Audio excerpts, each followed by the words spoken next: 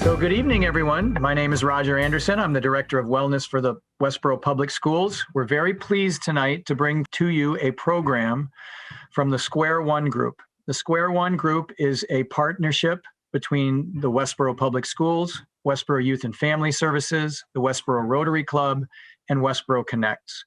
We've presented different programs from substance use to this one being called, in their own words, Stories of Hope and Perseverance. We are joined by the Westboro Youth and Family Services Director, Kara Presley, who will be our moderator this evening. And we also have 3 young adults who are graduates of Westboro High School. I'll introduce them now.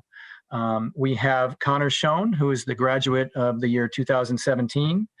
Rebecca Arena graduated in 2018, and Krithi Krishna graduated in 2019. All 3 of these alumni of Westboro High School have some amazing stories to share with you, really about being human and being part of our community. We do have 3 goals for this evening's presentation. Our first goal is to destigmatize the conversation about mental health. Our second goal is to share stories of hope and perseverance. And our final goal is to empower students to access resources, because in the town of Westboro and in the Westboro Public Schools, we have tremendous resources available, and we want to make sure that both students and families and community members all understand that they have access to support. And so with that, I'm going to hand the presentation over to our moderator, Ms. Kara Presley. Thank you so much, Roger. I'm really excited to be here. I've had the pleasure of getting to know our panelists a little bit before this event. And so I know really confidently that you're going to appreciate and enjoy their stories and learn a lot from them this evening. So our plan is to have each of our panelists give a presentation, tell a little bit of a story about their own experiences, and then we are going to share some questions and answers and share with you some resources. So let's dive right in. I'm going to have each of them introduce a little bit more about themselves before they tell their stories. And I'm going to start with Connor Schoen.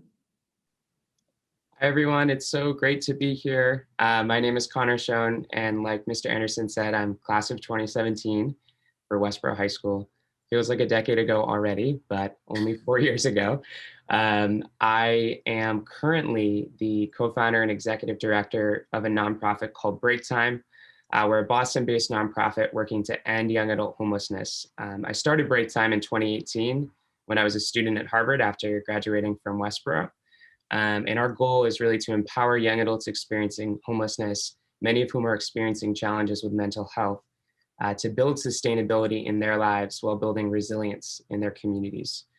So we work to recruit young people from other organizations, provide 2 weeks of training, and then place them for 3 to 6 months of purposeful transitional employment, learning to see their own power and potential through purposeful work in the community. So for me, what I do now at Break Time and sort of everything that has made me who I am today and defines my mental health today came through my experiences coming up through the Westboro system and really learning to grapple with my mental health, primarily when I was a junior and senior in high school. When I was in high school, I knew that I was facing challenges. I didn't know what to call them at the time. I didn't have the words or the diagnosis to explain what these anxieties, what these challenges really were. I now refer to my mental illness as a mixture of anxiety and depression, but those words meant nothing to me. Depression was just a synonym for sadness that was maybe a little bit more severe, and anxiety just meant craziness. I didn't really understand what those clinical terms meant, and it made it hard for me as someone who's kind of more quantitative and likes labels for things to be able to understand really and name what I was experiencing. Moreover, after I graduated from Westboro High School, I actually came out in 2018, and it was a very challenging experience for me. I did it inspired by actually the young adults I worked with at a shelter called WHY. Because 40% of young adults experiencing homelessness actually identify as LGBTQ+. And these amazing young people, these resilient young people, are homeless actually because they've been kicked out of their homes because of the way they identify. This is a crisis that is happening all across the world. And it is not, and that includes Boston, that includes Westboro, that includes everywhere. And so working with so many incredible young people who, despite everything, were so proud and authentic about their identities really inspired me to embrace my own identity. But I couldn't really do that until I had the language. Again, that's just sort of, I think, part of who I am and what I prefer. But I didn't even know what the term bisexual meant, pansexual. I didn't know outside of gay and lesbian what other terms existed to describe members of the LGBTQ plus community. So learning those terms when I was a freshman in high school at Harvard and exposed to a lot more folks in the queer community was really transformational for me. So I think overall, what I learned from that whole experience is that if we start having conversations earlier on about mental illness, about sexuality, about gender identity, for a lot of young people, that will allow them to sort of classify experiences they're having and better understand exactly what they need. For me, I just didn't have those words at my disposal. I think another thing that was really powerful for me was when I was a senior in high school, I ran on the track team, and one of the assistant track coaches, Ms. Camille Glenn, who works at the school, pulled me aside to do performance-based coaching. So I was originally told that it was basically like a sports psychology experiment, which if you knew me at the time was a great way to get me to start therapy. I didn't know it was therapy. I didn't even call it therapy at the time. But Ms. Camille Glenn sort of stealthily, along with Mr. Anderson and Coach Newt, kind of stealthily got me to start really opening up and sharing my experiences. And we didn't talk about sports at all. Ms. Camille Glenn and I sort of spent 6 months really building a deep relationship and understanding of things that I didn't talk to anyone about. And that was life-changing for me. I still, to this day, am involved in therapy, and it's been really impactful and important. I'd also say when I got to college, one of the things that I didn't know about in high school that I wish I knew more about was different medications that can help to address depression, anxiety, and other mental illnesses. I started experimenting with my psychiatrist with different medications that I could take when I was a freshman in college. And I think up until that point, I just had no knowledge of what was out there. And there was such a stigma that that was like only for people who have this like severe limiting mental illness. But what I really learned is that certain medications can help to take the edge off and empower you to take control of your mental health and be more effective in using the practices that you learn through therapy and through sort of counseling and other things you engage in. So I would say those three things overall were really important to me. One was knowing the terms to use to name what I was feeling. It's something I didn't get through high school, and that's why I think it's really important that Westboro High School and other high schools across the United States really engage in those conversations, and they start at home. So I definitely encourage people to use those terms and not make them feel like this taboo, stigmatized thing, both for sexuality and mental illness.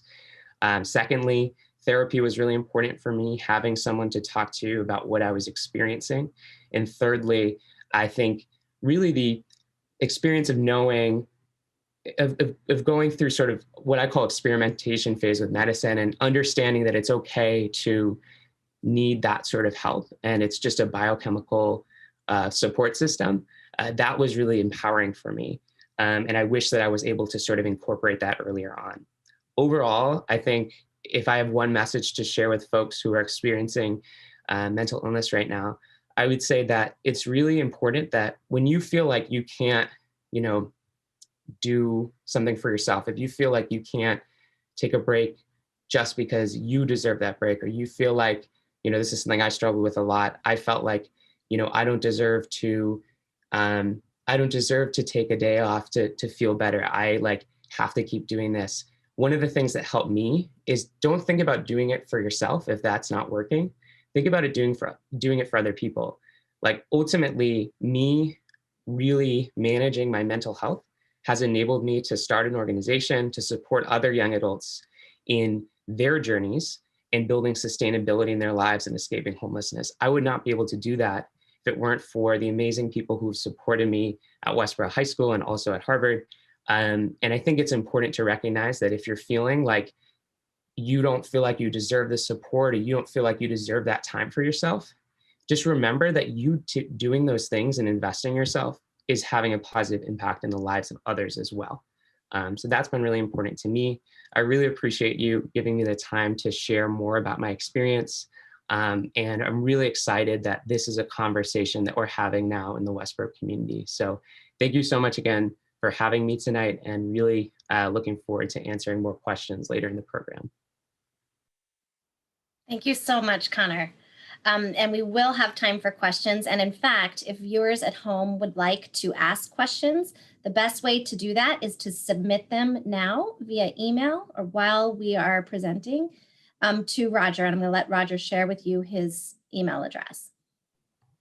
Yes, so if people send in real time any email to me, we'll feed those questions into the group. And my email is Anderson, R, ANDERSON, and then the letter R at westboroK12.org. Thanks, Roger. All right, I want to now introduce to you Krithi Krishna. Hi, I'm Krithi, and I graduated with the class of 2019, and I'm currently a sophomore at the University of Rochester studying environmental health. So I don't really consider this to be a story of hope, and neither do I want anyone to think I'm an expert in mental health in any way, but what I can do for everyone here is to share my experience. A lot of my struggles with mental health, especially in high school, stemmed from my own confusion with my identity. I knew I felt uncomfortable in my own skin, and I beat myself down every time I was reminded of that. At that moment in my life, though, I didn't know if the version of myself that I was projecting outwards was the truth, because I didn't even know the truth myself. And I feel like a lot of people, when they're that age, can understand that they are expected to follow some sort of path or conform to a certain standard. And the kids, like the high school kids now, will know what I'm talking about when I say conform to a certain standard. In high school, I wasn't able to comprehend what loving someone who isn't biologically male meant for me. In all honesty, I thought same-sex attraction was a part of teenage development that everyone around me was going through, and they just didn't speak about it. And I want to be frank with you all. I believe that the environment this school nurtured created an unwelcoming place for me and many others. And I really hope that there are high school students currently that resonate with me and can actually speak up about any harassment that they have faced in high school, because I do know that there are other people with the same stories that can speak towards some sort of bias or unwelcoming atmosphere that they have felt in Westboro High School. So I really loved what Connor was talking about with the normalization of talking about issues related to sexuality. I would have appreciated in health class if I was given a less heteronormative perspective of like sexuality, of sex, health, and sex. I would really appreciate it if I had been given some sort of talk related to that, because that would have helped me normalize what I was feeling inside. So every time I felt like I could be transparent with certain friends or family members, certain homophobic comments from their mouths would immediately shut me down. The people around me who I felt wouldn't accept me kind of took on a certain spot in my own mind, and I manifested them, and it kind of clashed. My thoughts kind of clashed in my own head. I now know that is called internalized homophobia, but at first I thought that the internalized homophobic side of myself was the correct side, and so there was this opposition in my head. And the pandemic definitely amplified these thoughts. Suddenly I was internally screaming at myself because there was this huge spotlight on my sexuality. And I descended into this sort of emptiness because I knew that I couldn't be transparent with the ones around me because I didn't feel safe yet. And when you're alone with your thoughts like that, it can take you to a dark place because you're constantly berating yourself for not conforming to the idea of your future life that you predicted and pictured in freshman year of high school. And that's obviously changed for so many of us. I had to learn that I was extremely impressionable at that age, and I still am, but the one difference is that I now have a certain awareness that the people I surround myself with can be crucial to my state of mind. And I know that you can always change the people you surround yourself with. That's not something that stays fixed. So you don't have to feel trapped by those that you surround yourself with. A part of my journey, I guess, was learning not to be so judgmental towards myself, and again, surrounding myself with people who wouldn't coerce me to have those judgmental thoughts. it was sort of like a who cares moment. Like, yeah, there's certain people who are my friends and family that claim they will support and love me unconditionally. But what I've learned is that love has many forms, pun intended there. Love has many forms. And when you do love someone, you love and care for every single part of them, no matter how ugly it may seem to you. So in order to truly accept and love myself, I had to learn to embrace this one part of me that I had rejected for years. And it is an ugly journey, but it has a beautiful ending, is all I really wanted to say with this. And for anyone that's struggling right now, I encourage you to reach out to me. And you have my full support if you don't have anyone else's support. So that's all I wanted to say. Thank you so much for giving me a platform to speak on this. We really appreciate it, Krithi. Thank you for sharing your truth. And based on Krithi's invitation for students to reach out to her, if you do have the desire to do that, you can get Krithi's contact information from me or Roger. So please feel free to contact us after this show. And Becky, we'd love to hear from you now. Thank you. Amazing stories, you guys. So I am Becky Arena. I graduated in the class of 2018 from Westboro High School. I'm currently a junior at Wentworth Institute of Technology. I'm studying interior design and project management.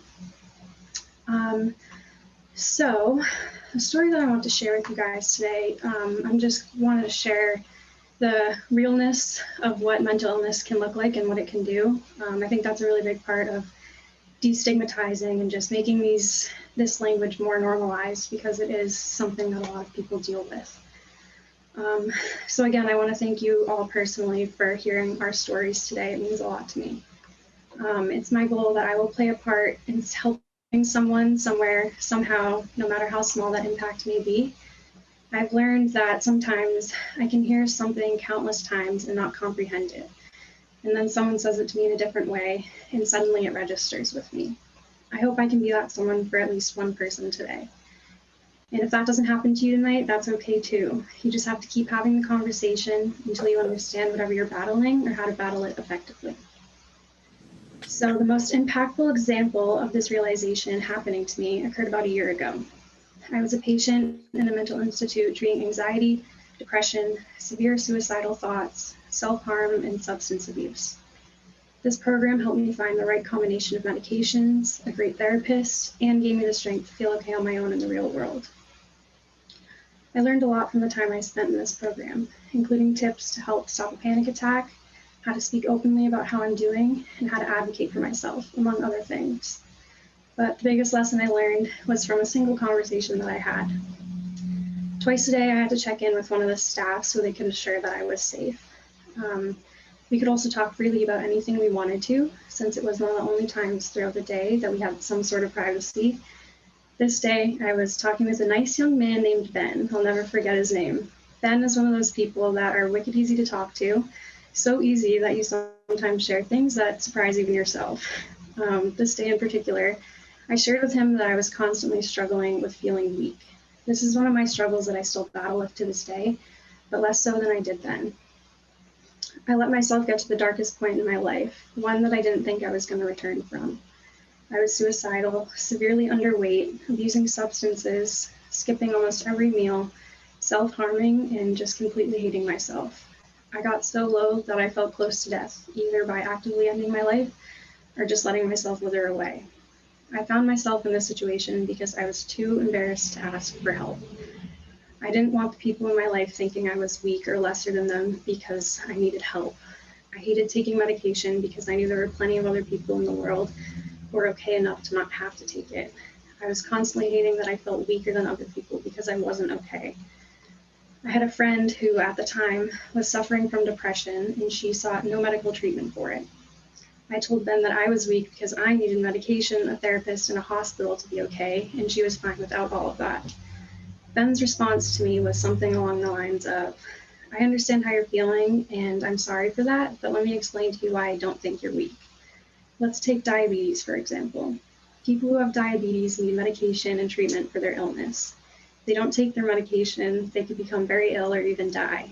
That's just a fact. So And on top of that, we as a society don't believe that them taking their medication makes them weak at all. In fact, if they didn't take their medication, we'd think they're pretty stupid. So why would someone decide not to treat their illness? That just doesn't make sense. Ben told me, you have an illness. Taking medication and seeking help doesn't make you weak. If anything, it makes you that much stronger because it takes bravery to admit you need help, especially if you're afraid of appearing weak. And this was my moment of realization. I'd heard the narrative of asking for help isn't a sign of weakness, it's a sign of strength, countless times before. But for whatever reason, Ben just said it right that day. Now, when I was asked to prepare a story for this presentation, I was asked to share stories of hope. And I told them I wasn't going to do that, and here's why. I thought back to when I was 16 years old, as I'm sure some of you are, and I thought about what I'd want to hear then. Stories of hope is probably the last thing on my list. In my experience, it doesn't do much good telling someone who's struggling with mental illness to be hopeful, as hopelessness can be a severe symptom of said illnesses, as is the case for me. Instead, I'm going to share a message of perseverance. In doing so, it's my desire that I will be able to empower whoever is listening in their own battle with mental illness.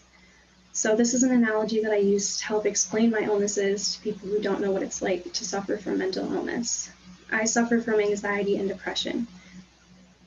Imagine yourself in a boxing ring and someone who looks a lot like yourself, only much stronger and meaner, is staring back at you. They are ruthless and they don't fight by the rules. You get knocked down a lot and it's really, really hard to fight your way back onto your feet. But the second you throw in the towel and give up, the second you decide not to get back up, it all fades away and they've just defeated you. Every day I wake up and I decide to fight. I have to decide that no matter how strong they get or how many times they knock me down, I will always find a way to get back up. I need to never stop fighting. This, coupled with Ben's story, is why I believe I'm strong. I go about my day doing things like showering, eating, class, or driving, things that most people do on a daily basis without even blinking an eye. And here I am, living out the actions of my life. And on the inside, I'm constantly fighting this battle. How amazing is it that I'm able to do all of these things that others can't, all while fighting this terrible battle within myself? And sure, some days are harder than others. Some days the fight seems completely overwhelming and unattainable. But as long as you wake up and choose to fight, you're strong and you will be okay. Because someday you'll be able to look back and say, wow, this fight used to be a lot harder than it is for me today. Take me, for example. I was at the point of no return, but because I decided to show up and fight every day, I'm the person that I am today. I'm a student, a daughter, a friend, a partner, and so much more. All because I didn't give up and I didn't let my illnesses take that away from me. Thank you again for taking the time to listen to us today. I hope that we're able to make an impact on your lives and empower you to keep fighting. Thank you. Thank you so much, Becky. I can say, personally that I already feel like you've made an impact on my lives. And I'm a therapist and I hear people's stories every day, but I never cease to be in awe of the strength and courage that it takes to tell the depths of your truth, both about your identity, about your experiences, about your mental health struggles. And I really commend each of you for coming forward and setting an example and really being a model and helping young people who are watching today to know that there are options out there. There's possibilities for me. And I just want to, as we kind of shift into our question and answer section, I want to just acknowledge that we have been in a worldwide pandemic for over a year now. A year ago, we knew we were going to be sitting at home for a few weeks and it would hopefully pass. And here we are a year later, still nowhere near normal. Luckily, there's some hopefulness on the horizon with vaccines and springtime and warm weather. And there are things to look forward to. But I also know that we're still right in it. And we know that there is a mental health crisis growing in the midst of this pandemic. This is especially true for young people. Young adults are particularly vulnerable to negative mental health impacts as a result of the pandemic. And we know that for minors, emergency rooms have seen a 30% increase in psychiatric visits for children. So this is real. Krithi and Becky and Connor are not alone. We know that there are people watching today and people who may not know about this that are experiencing these things today. And so we are so grateful that we are putting this conversation out in the open. We are not ashamed to speak of it. And we are very much looking forward to getting people connected to help and to inspiring some sense of, if not hopefulness, at least some sense of there may be something more if I keep on going. So I really just want to say that and appreciate that. And so the question I want to begin with for each of you, and I am going to ask each one of you to answer this first question, is what during this pandemic have you struggled with emotionally? Like, what about the pandemic has been emotionally trying for you? And I know, Krithi, you touched on this a bit in your story. Would you like to expand on that at all? We'll start with you. Yeah, so again, I think it was being alone with your thoughts, really having the time to reflect, because the more you think about your life, actually, the worse everything seems to become. So I think really having that time to reflect and realizing that during all the go of your regular life, that there are some underlying issues that you need to work through. That definitely took a toll on me emotionally. And kept me from doing anything productive for a long time. So I think that's what I mainly struggled with. Thank you. Becky, how about you? So I know everyone had their own struggles with the pandemic, and mine was, so the day I got out of the hospital, the next day I got an email from my school saying we all had to move out and everything was going virtual. So I had this really weird sense of like, one day I'm feeling super excited about starting my new life and in the new world back out there. I'm gonna grab it by the horns and just go for it. And then the pandemic happened. So I've had this kind of sense of I haven't really been able to reach my full extent of what I want to do or who I want to be because of the limitations from the pandemic. And it's just been a little frustrating, but you just have to. I've been just trying to stay positive and make the best of it that I can. Connor, how about for you? Yeah, well, first of all, let me just say thank you to Becky and to Krithi. Becky, your vulnerability and honesty is anything but weak. That was one of the most amazing and inspiring stories I've ever heard shared, and especially not just in like a one-on-one conversation, but in front of so many people. Your ability to do that is incredibly admirable. And Krithi, likewise, I am just blown away and inspired by you and your strength in sharing this. Sexuality and my identity was something that I've never felt comfortable talking about until recently. And the way in which you opened up a conversation and invited others in, invited students to have that conversation with you is incredibly inspiring. So thank you. For me personally, the pandemic has definitely, I think, enabled me to fall back on bad habits, just because you're sort of like physically always in the same space. And you, whether those habits, for me, I would say it's really isolating myself from others. I think I shut myself off from others because I am an extrovert and others bring me joy. And I almost punish myself when I'm feeling particularly down by just cutting myself off. And it's really, really easy to do that in the pandemic because unless you're hopping on your computer, you aren't seeing anyone. So I think that sense of isolation and being able to so easily enforce it on yourself has been a challenging thing for me to deal with. And I think I've really gotten through it just by like calling it out as much as I can and reminding myself that it's not my gut telling me that I want to like totally separate myself from the world. It's a force that I'm fighting that I need to actively be fighting against, even if the world isn't a pandemic. So thank you to both my panelists, and I hope that's helpful. It's incredibly helpful. Thank you. Another question that has come to our attention is there anything else other than what you've shared so far that you think it would have been important for your parents or the trusted adults in your life to have known then? Please feel free to chime in, any one of you. Sure, I'll hop in here. So I'm lucky enough to have an incredible mother who loves me and supports me.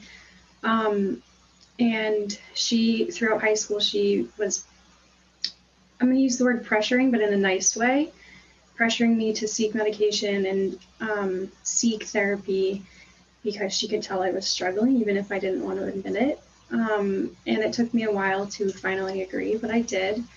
And she was also the person I called and asked to drive me to the emergency room when I needed to go to the hospital. I asked her to go to dinner with me, and then I got in the car and said, we're actually going to the hospital. But the reason that I knew I could call her in that moment was because she gave me this, and she still does, this just endless support. And so my message to parents and adults is to just do your best. I mean, I'm not a parent, so I can't really speak, but just do your best to be there for your children, be there and support them no matter what, and take what they have at face value and trust them. And just be that pillar of support for them that they may need. There may be no one else in the world that they can talk to, so you can be that person for them. That is just priceless. Krithi or Connor, would you like to answer that? Krithi? Yeah, that was very well said. I think what parents and other adults can do is, I wish the adults in my life knew how embarrassed I felt about having these issues, and how ashamed I felt and how uncomfortable I felt in my own skin. I kind of wish the adults in my life knew that and worked to create a more welcoming environment for me to even begin to tell the truth. I think that's where I was lacking some support. But I guess for parents wondering how to support their kids now, or for teachers wondering how to support their students, I think the best you can do is keep an open environment and never close off any idea, because being like judgmental can lead to people feeling like they can't open up to you, and you want people to feel like they can open up to you because you're the adults in their lives. So I think that's really where you want to be. You want to be open to hearing and listening to anyone else's struggles, and you need to create like a judgment-free zone, basically. But I think I was lacking that definitely in school and at home. So.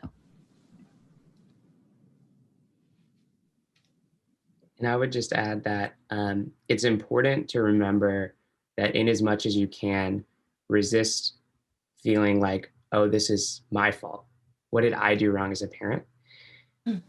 I think there's a lot that comes from a really great place of love. And I, as someone who has never been a parent, I understand that I can't truly empathize with that feeling.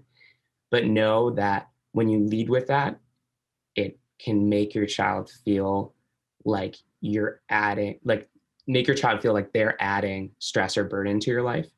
So I think focusing the conversation on how can I support you, and not sort of having a counterproductive conversation about the past. Like, what was the trauma that I instilled in you when you were 4 years old? Like, what's your darkest, deepest first memory?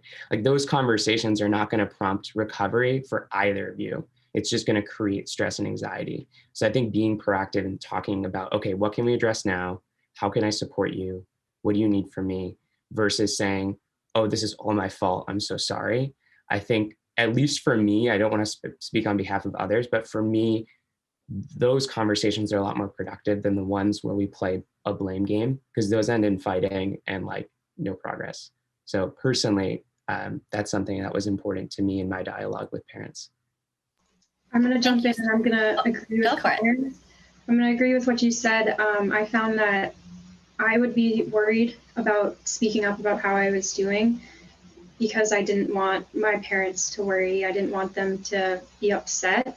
And so I ended up withholding a lot of information from them, which ended up not helping me at all. So again, just saying what Connor just spoke about, just please do your best to make that a safe environment that they can speak to you, and make it as proactive as possible.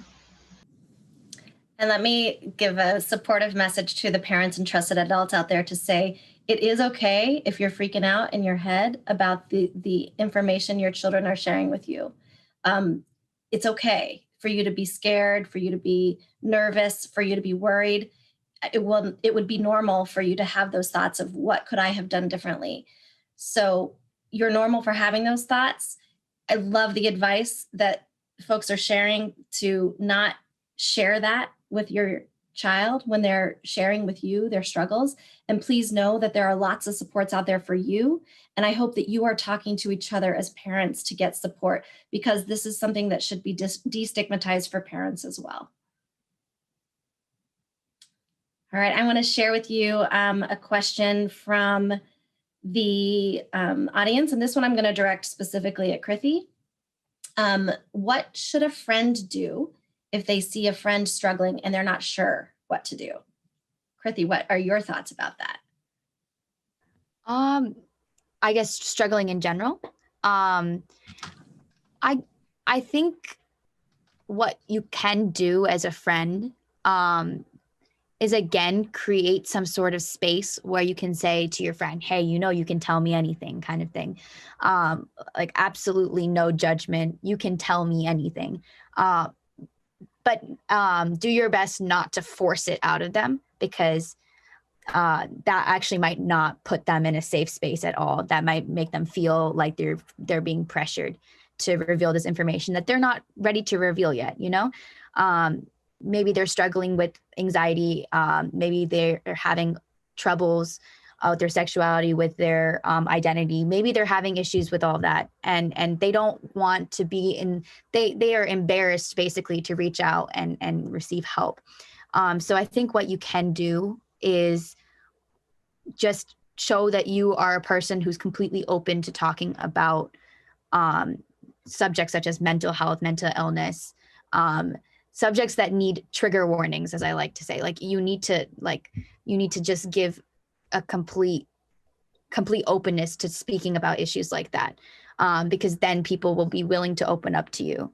And if you are willing, share your own experience with mental health with your friend, because that sometimes if you share your own experience with someone else, they are now prompted to tell you about their life, because they can probably relate to you. You can probably have similar experiences as well. So yeah, I'm sorry if that wasn't clear. Anyone else can jump in and answer that too. Thank you, Krithi. I'll jump in with one question. I'd like to just sort of highlight through a couple questions some of the resources that are available, particularly in the schools. And I know, Becky, you had an experience with the Center for Student Success at Westboro High School, which is a transitional program for students who need to be out of school for a little while or a long while and have them transition back to school. So can you just share a little bit about your experience with that and how that resource was there for you? Yeah, of course. I think that CSS, the Center for Student Success at Westboro High School, is such an incredible program that I think should be a standard at all schools in the country. So I first entered CSS. Mr. Anderson was actually the one who recommended that I go into it. I had just had a concussion, my third concussion, and I was out of school for an extended period of time. And I was still experiencing symptoms. And I felt this terrible pressure that I was falling behind in school and I wasn't ever going to be able to catch up and wasn't doing homework. It was not a great place to be in, especially involuntarily. So I ended up joining CSS. And what they were able to do for me was liaison with my teachers, kind of just updating and being like, hey, no, she wants to do the work, but she can't. And sometimes having an adult and a peer of your teachers advocate for you in that way, it can be completely game changing. So I was in there for a while because of my concussion. And once I was back to my full schedule and back on top of my academics, I ended up staying in there and continuing my therapy with Miss Glenn. And this actually prompted me to then find my own therapist. I had known that I should probably get one for a while. I ended up finding my first psychiatrist. And I think that this program, it just it gave me a space that I could go to if I wasn't feeling okay. Like throughout the day at school, if I just needed a minute to process, or if I was going to have a panic attack or something like that, I knew that there was a safe room in the corner of the school that not many people know about. I could go there and I know I'd be okay. And I think that among all of the different things that they offer to the students, I think that's probably the most important one, is just having that safe space within the school that you can escape to if you need to. It was a great program that helped me get back into school academically and mentally. So yeah, CSS was definitely a great experience for me.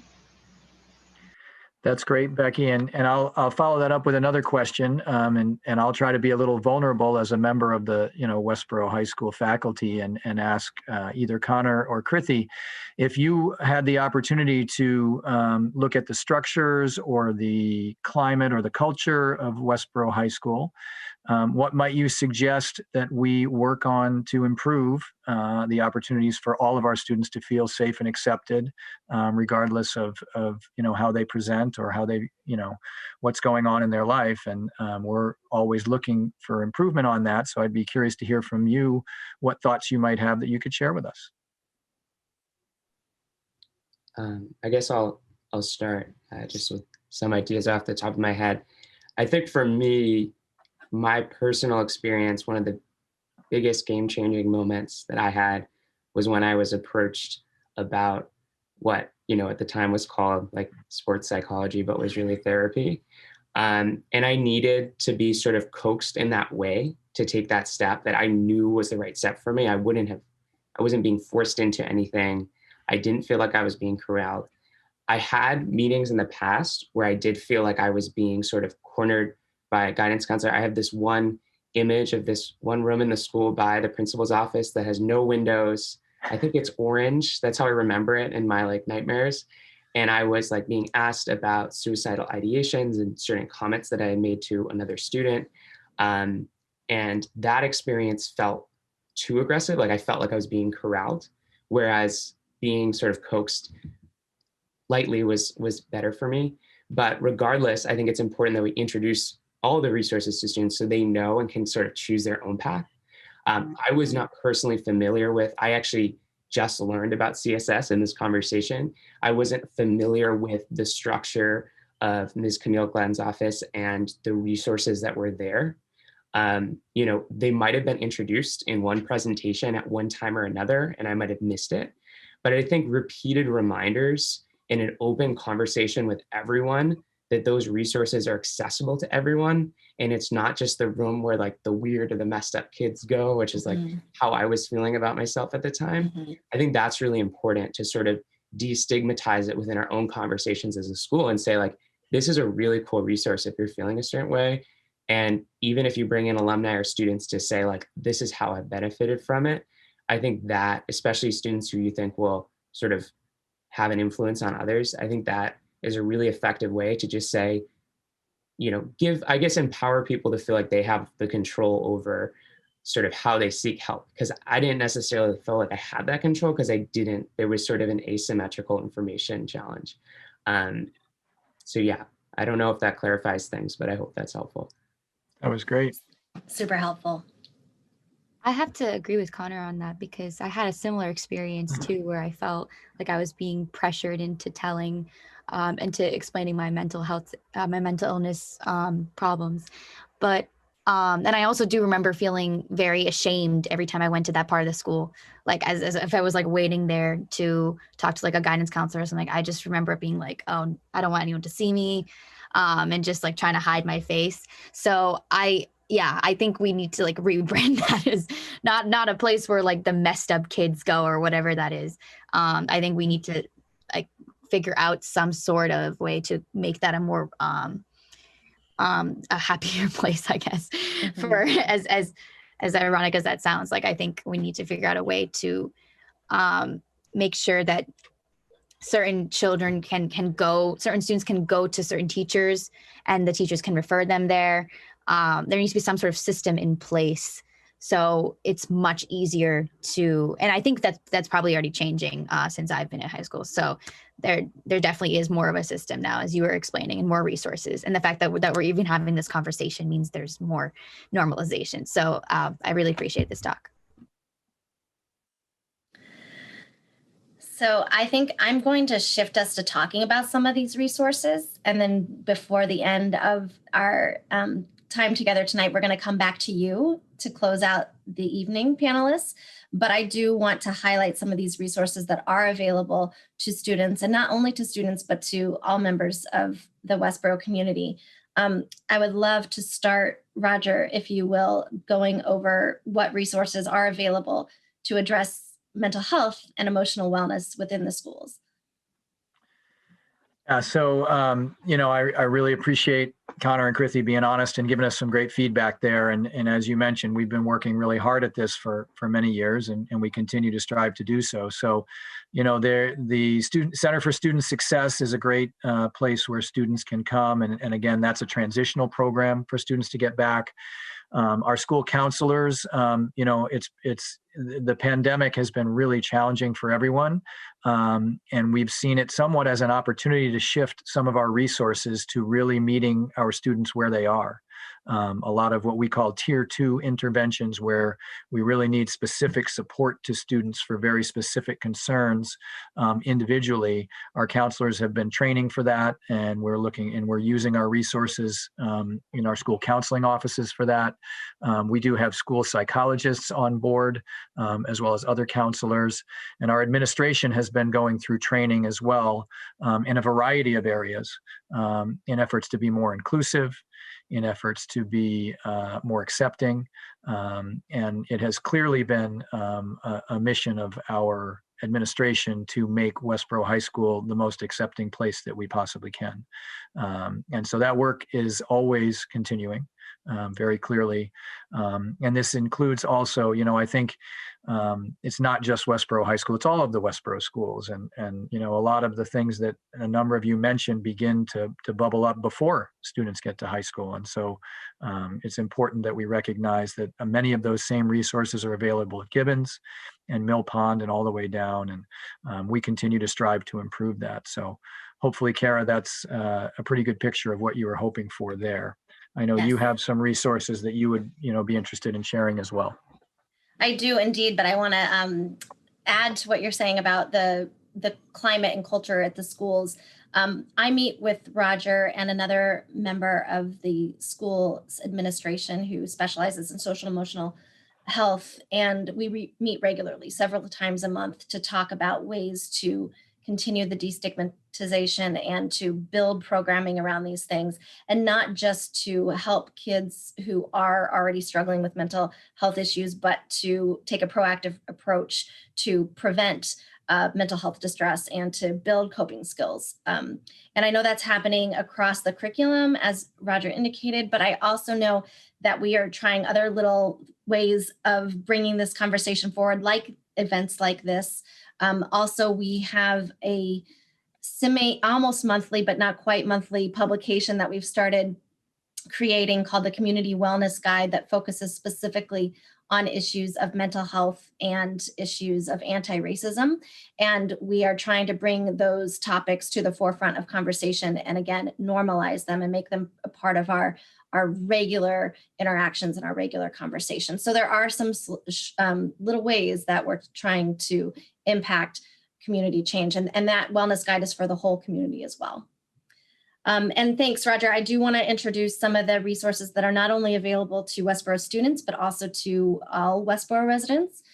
Services at our office, Westboro Youth and Family Services, are free to residents. We offer counseling, we offer clinical consultation, resource and referral services, and we are just a phone call away.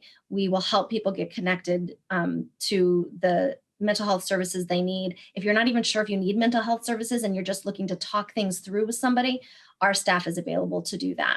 We have 3 of us are licensed counselors. I'm a social worker. My colleagues are licensed mental health counselors, and we're happy to talk to anyone at any time. We've also launched a free anonymous online screening tool that is available to adults and parents. You can go on to the website that's here on the slide, and you can take any number of mental health screenings, get the screening results, which won't be a formal diagnosis, but will be some indicator of what might be going on for you. And you will be directed to resources that will hopefully benefit you. Again, trying to just make these things more accessible to folks. We also have a contract with Williams James College and their Interface referral service. Interface provides free matching services to Westboro residents who are seeking outpatient mental health services or behavioral health services, including substance use treatment. And all Westboro residents need to do is call this number, say, I'm from Westboro, and you will talk with a trained counselor who will take your information, hear about your insurance, learn about what kind of services you're looking for, what kind of match you're looking for in a provider, and connect you to those services for free. Also, through our office at Youth and Family Services, we have recently been awarded a grant through the Metro West Health Foundation to build emotional resiliency in our community in the face of the COVID-19 pandemic. And through that, we have created a program called Reach Out Westboro. And in partnership with Westboro Connects, Youth and Family Services is putting on small group trainings that are targeted to folks who are most at risk of mental health distress during the pandemic. We mentioned, for example, that young adults are one of those groups. We will very soon be making a date, probably within the next month, for a training for young adults. This training is free. It'll be virtual, an hour and a half to 2 hours for anyone ages 18 to 26 who live in Westboro. No, you don't, it's not a support group, it's a training. People do not need to have a history of mental health issues in order to be there, just an interest. And it will focus on recognizing signs and symptoms of mental health distress, learning some basic coping skills, and supporting folks to learn how to access help. And it's really designed for people to learn not only about their own experiences and to feel better empowered to manage their own needs, but also to recognize needs that their friends, family members, coworkers, and peers have to be able to support them. For more information about Reach Out Westboro, if you're interested in participating in a training or you just want to find out more, please call our office at 508-366-3090 or go to the Westboro Connects website. And finally, if you can show the next slide, Roger, there are a lot of services outside of Westboro too. Oh, that it looks like that slide didn't make it to the the cut. So maybe we'll come back with that, but there is a crisis line, Call to Talk, that you can call or text. There is that's a 24/7 crisis line. There is the Trevor Project has a 24-hour hotline and text line that is designed to particularly support LGBTQ plus folks, young people, young youth and young adults who are struggling with emotional distress or mental health issues. And there is also parenting resource. There are several hotlines. We'll try to get those up for you by the end of the presentation tonight so you can see those as well. And I'm happy to answer any questions if you want to email Roger with questions about services, either at Westboro Youth and Family Services or on a wider basis as well. That's awesome. Now All right. Thank you. Yes, Sorry. Sure. No, it's okay. I want to turn the attention back to our panelists and ask you each to one by one kind of share your final thoughts. Like what do you want young people watching this tonight to take home? What's your take home message? Let's start with Connor. Great. Well, first of all, those resources are absolutely incredible. And I encourage parents, teachers, students, whoever is watching to access them. Looking at that, I'm like, wow, that's something that I wish I had in college. That's something I wish I had now. Both getting connected to the right outpatient services and being able to get free counseling services is pretty unique. And I would say that a lot of communities do not have that. I'm in Boston, and Boston definitely does not have that at scale. So definitely take advantage of that. It is amazing. Secondly, I would just say to anyone watching, I know it's easy to sometimes feel like the situation you're going through alone and in isolation, especially during the pandemic. As I was talking about, I definitely feel that way, and sometimes force myself to feel that way by cutting myself off from others. If there's anything that you sort of take away from tonight, I would encourage you to think more about the fact that there are so many of us out here working through different challenges, working through our mental health, and there's so many people to talk to and to be in community with. And whether you're an introvert, an extrovert, an ambivert, whatever, it's just nice to know that there are people around you that are going through what you're going through and can be there as a resource, even if their experiences are different. I think in high school, I sort of forced myself to think that my experiences were sort of uncommon and unknown, and things that I couldn't even name. So I think it's important to just remember that there are people out there that understand what's going on, that are open and happy to talk to you about it, and that really do want to support you. The job of teachers isn't just to educate us, it's really to support us as human beings. I think it took me till my senior year to realize that, and just know that whether you're a parent, whether you're a teacher, whether you're a student, it's okay to struggle. It's all our process of helping one another to actually help ourselves and to embrace the process that we need to go through to feel better. So thank you so much again for having us, and really excited that these sorts of conversations are becoming more open in the Westboro community. Thank you. Krithi. Yeah, I completely agree with everything he said, but I also want to talk about how I want to thank everyone that put this together, because I think this really helped me reflect on what I went through in high school and what I continue to go through. And I really hope it resonated with at least one student.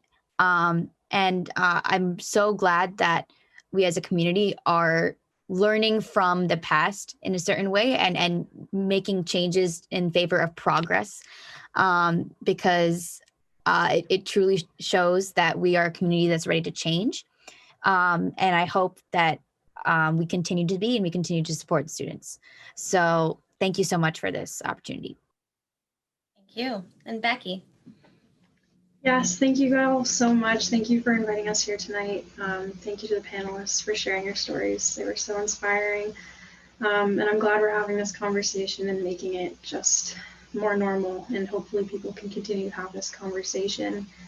I think that for my take-home message, I am talking to the students, and I want to say that if you are not doing okay, that's okay. And what you need to do is just find someone that you can talk to. And if you don't, and no one comes to mind like a friend or a family member, sometimes those closest to you, you don't feel comfortable speaking with, go to your primary care physician and ask for a mental health screening.